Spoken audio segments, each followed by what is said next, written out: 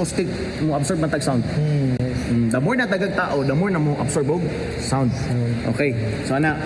So balik ta sa muna ginatawag nato og kining automation. Mo automate ta ba? Actually, dapat gani ipadapli na unta Kay para makita. O makita nimo. Pwede mo sila. Ana lang. Ato na kuanan. So ana kusog man kasi alto. Bapaan. Tenor dungagan.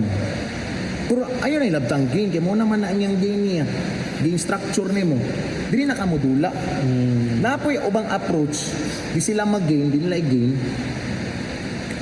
Puro tilang Sagad, tanan. sagad. Oh, saan nimo pag Dili na lang just pagkuhan.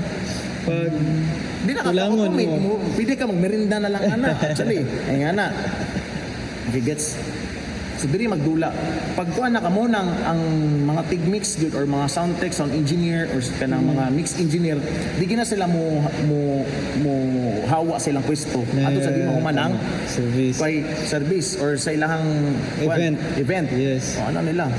Live na live yun. Oh, ano pa? Full time. Uy, mura ni ang niloman si soprano. Oh. I mean si tenor, grabe man kayo. Ano na po ka? Adjust mo. DJ ka diya. Ano? Ayaw gid magbutangan na mentality. Ayaw na naging labta diya. Gani. Ayaw. Okay, pabago-bago gid ang magsalita. Sige lang, ugma mag-actual tag sound check. Tis na may background. So, usay buhaton mo na first step. Name Unity. 0 channel 1 lang sa ta. Channel 1 focus mo sa channel 1 kay as well as sa imo naman natanan nga process. Lain ng process depende man na sa One channel at a time na. one channel. So, mo naman eh. Yes, na-label na.